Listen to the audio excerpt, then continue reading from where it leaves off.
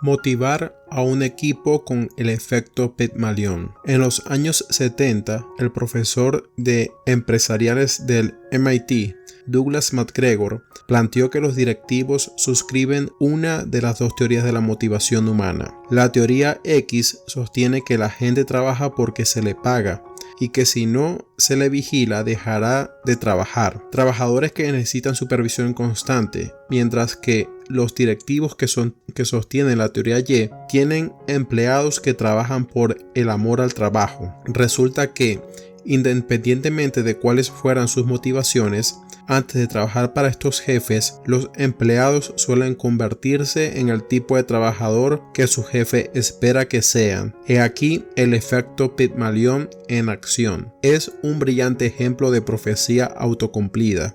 La gente actúa como esperamos que actúe, lo que significa que las expectativas de un líder sobre lo que cree que motivará a sus empleados a menudo acabará haciéndose realidad. Cuanto más asumía ese ejecutivo de Fortune 500 que sus empleados trabajaban por un sueldo y no para salvar delfines, más se desplazaba su motivación hacia la teoría X, cada vez más lejos del trabajo significativo. De hecho, pocas veces he visto a un trabajador optimista y motivado bajo la supervisión de un directivo pesimista y apático. Según van los líderes, van sus empleados. Naturalmente, el efecto Pygmalion puede ser una herramienta muy poderosa en los negocios, así que si eres un líder, ya sea de 3 personas o de 300, recuerda que el poder de influir en los resultados no reside solo en quien está en tu equipo, sino en cómo aprovechas a tu equipo. Cada lunes hágase estas 3 preguntas. ¿Creo que la inteligencia y las habilidades de mis empleados no son fijas, sino que pueden mejorarse con esfuerzo? ¿Creo que mis empleados quieren hacer ese esfuerzo, al igual que quieren encontrar sentido y satisfacción en sus trabajos? ¿Y cómo estoy transmitiendo estas creencias en mis palabras y acciones diarias? La capa de Superman. En algunos estados, la capa de Superman se puede comprar para Halloween. En algunos estados, las capas de Superman que se pueden comprar para Halloween deben llevar una advertencia de que en realidad no ayudan a volar. Suena gracioso, pero es un recordatorio útil de la única salvedad del principio del punto de apoyo y la palanca. Aunque es importante cambiar nuestro punto de apoyo hacia una mentalidad más positiva, no debemos ir demasiado lejos. En otras palabras, debemos tener cuidado de no tener expectativas poco realistas sobre nuestro potencial. Aunque gran parte de nuestra experiencia es relativa y depende de la mentalidad, sigue habiendo limitaciones concretas, como la gravedad, por ejemplo. Pero esto nos devuelve a la pregunta que planteé en el capítulo. El cambio es posible. ¿Cómo sabemos cuál es nuestro potencial y qué tipo de límites debemos ponerle? Imaginemos, por ejemplo, unas zapatillas de correr que digan: no intente correr una milla por debajo de los 4 minutos, podría lesionarse. Estas advertencias pueden ser necesarias a veces. Por supuesto, es cuando nos hacen acortar artificialmente nuestros horizontes cuando causan un problema. Mi campo de estudio trata de contrarrestar estos límites ilusorios, fijándose en los valores atípicos positivos que ya los han superado. Queremos empujar los límites de la posibilidad hasta donde puedan llegar, no limitarlos de la forma en que demasiados jefes, padres, profesores o historias desalentadoras de los medios de comunicación nos dicen que hay que limitarlos. Por supuesto, creer simplemente que podemos volar no nos elevará, pero si no creemos, no tenemos ninguna posibilidad de despegar del suelo. Y como ha demostrado la ciencia, cuando creemos que podemos hacer más y conseguir más, o cuando otros creen por nosotros, esa suele ser precisamente la razón por la que conseguimos más. El reto consiste en dejar de ver el mundo como algo fijo cuando, en realidad, la realidad es relativa. Hemos visto cómo hombres de 75 años hacían retroceder a sus relojes biológicos, como unas pocas palabras y creencias pueden mejorar los resultados de los exámenes y cómo algunos empleados encuentran vocación donde otros solo ven trabajo. Sin embargo, esto no es más que un pequeño atisbo de todas las formas en que nuestra mentalidad puede moldear el mundo objetivo que nos rodea. Los próximos capítulos nos mostrarán precisamente cómo podemos cultivar una mentalidad positiva y aprovechar esta positividad para ascender cada vez más en nuestros trabajos, nuestras carreras y organizaciones. Principio número 3. El efecto Tetris. Entrenar el cerebro para aprovechar las posibilidades. Una fría mañana de Massachusetts, allá por septiembre de 2005, salí de la residencia Wigglesworth, sí, ese es su nombre real, y casi intento robar un coche de policía. Hay que reconocer que tenía todas las trazas de ser un mal paso en mi carrera, sobre todo porque parte de mi trabajo consistía en ser un modelo positivo y ayudar a enseñar a los impresionables jóvenes universitarios el sentido de la responsabilidad. ¿Qué podía llevarme a hacer algo así? Increíblemente, fue un videojuego llamado Grand Theft Auto, al que había estado jugando hasta las 4 de la madrugada la noche anterior. Durante 5 horas seguidas, mi cerebro se había acostumbrado al siguiente patrón: encontrar un coche para robar, emprender una persecución a alta velocidad, recoger la recompensa, en este caso dinero falso.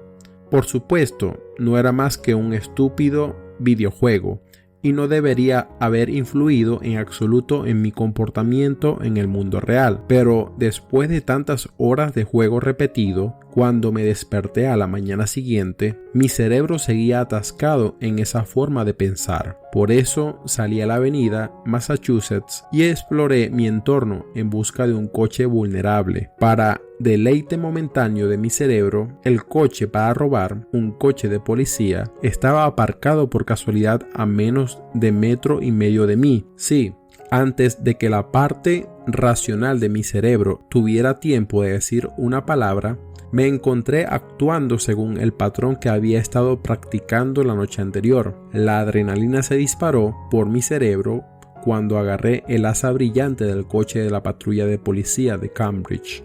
El hecho de que hubiera un agente de policía sentado en el asiento delantero, bueno, eso no era problema. Solo tenía que pulsar X en el mando y automáticamente sacaría a la gente del coche.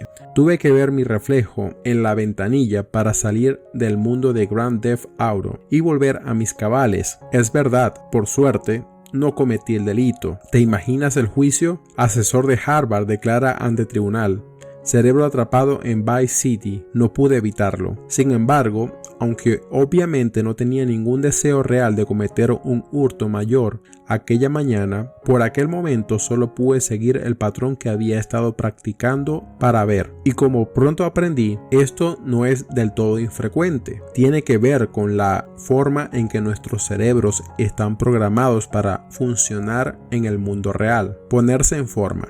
En septiembre de 2002, un británico de 23 años llamado Face Chopat fue encarcelado durante 4 meses tras negarse a apagar su teléfono móvil en un vuelo de Egipto a Inglaterra. La tripulación le había pedido repetidamente que apagara el teléfono para que no interfiriera con el sistema de comunicaciones del avión, y él les había ignorado abiertamente. La razón: estaba jugando al Tetris. El Tetris, como probablemente sepas, es un juego engañosamente sencillo en el que 4 tipos de formas caen desde la parte superior de la pantalla y el jugador puede girarlas o moverlas hasta que lleguen a la parte inferior.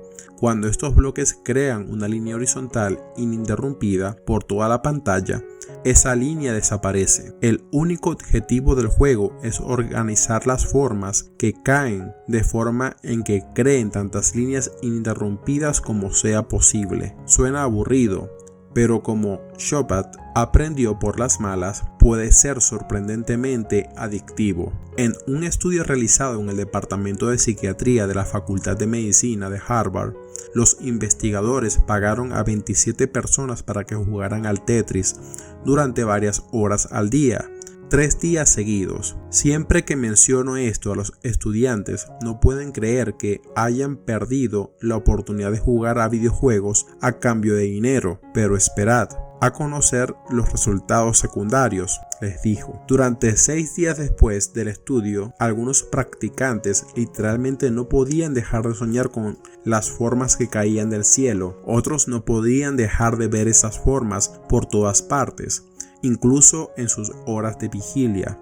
Sencillamente no podían dejar de ver su mundo como si estuviera formado por secuencias de bloques de Tetris. Un adicto al Tetris escribió sobre su propia experiencia en Philadelphia City, caminando por los pasillos del Acme local, tratando de decidir entre Honey Nut o las nuevas Frosted Cheerios. Me doy cuenta de lo que perfectamente encajaría un juego de cajas de cereales con el hueco de la fila de debajo. Corriendo tenazmente alrededor de la pista del gimnasio, aburridísimo, me encuentro concentrado en la pared de ladrillos y calculando en qué dirección tendría que girar esos ladrillos ligeramente más oscuros para que encajaran con la fila desigual de ladrillos oscuros unos metros más abajo. Al salir al tomar el aire, después de horas de trabajo, me froto los ojos llorosos y escocidos.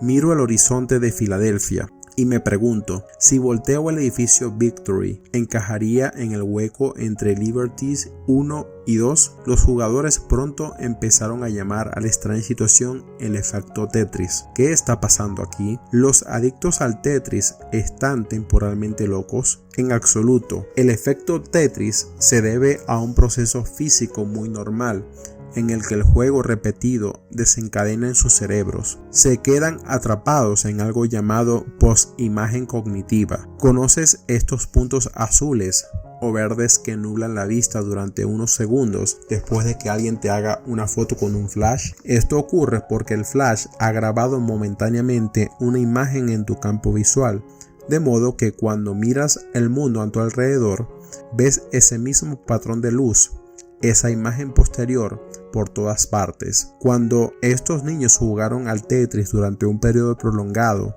también se quedaron atrapados con algo que les nublaba la vista, en este caso un patrón cognitivo que les hacía ver involuntariamente formas de Tetris donde quiera que miraran.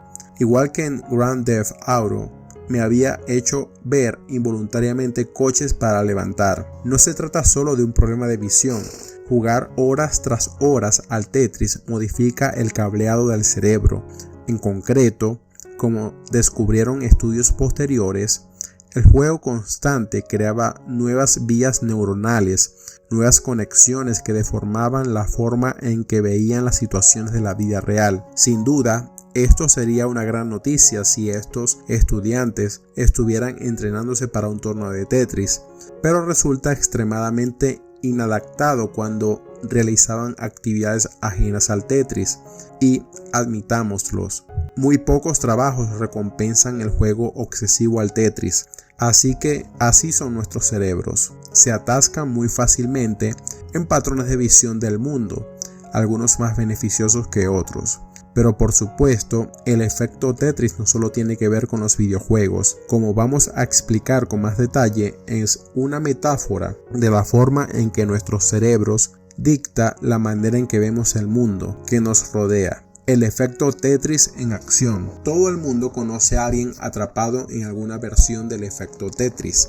Alguien que es incapaz de romper un patrón de pensamiento o comportamiento. A menudo, este patrón puede ser negativo.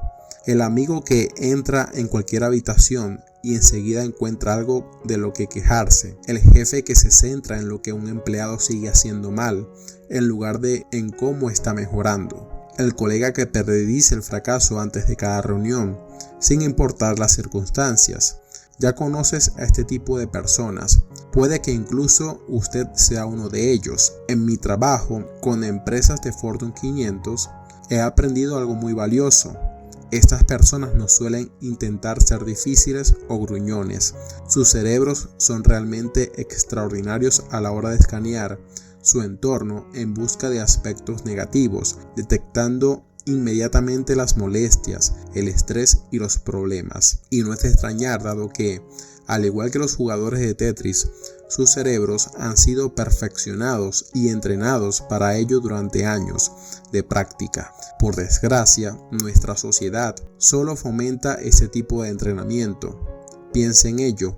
En el mundo laboral, como en nuestras vidas personales, a menudo se nos recompensa por darnos cuenta de los problemas que hay que resolver, las tensiones que hay que cuestionar y las injusticias que hay que corregir.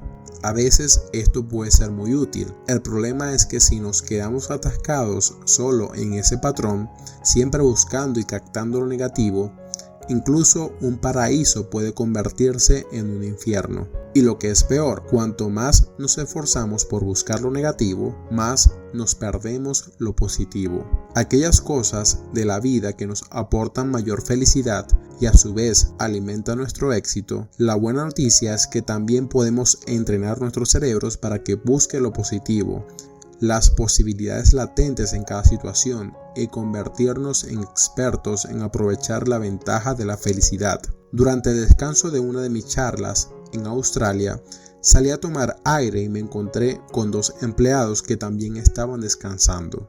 Uno miró al cielo y dijo: "Qué bien que haga sol hoy". El otro dijo: "Ojalá no hiciera tanto calor hoy". Ambas afirmaciones se basaban en la realidad hacia el sol y hacia el calor. Pero la segunda persona estaba cayendo en un hábito que resultaría debilitante para su productividad y rendimiento. En cuanto volviera a entrar en su oficina, literalmente no podía ver los aspectos positivos de su vida y de su trabajo, las oportunidades, las posibilidades, las oportunidades de crecimiento, y en consecuencia no tenía ni siquiera la posibilidad de aprovecharlos. No es poca cosa. Escudriñar constantemente el mundo en busca de lo negativo tiene un gran coste. Reduce nuestra creatividad, eleva nuestros niveles de estrés y disminuye nuestra motivación y capacidad para alcanzar objetivos. Bueno, quedamos en esta parte del libro por el día de hoy. Muchas gracias por escuchar.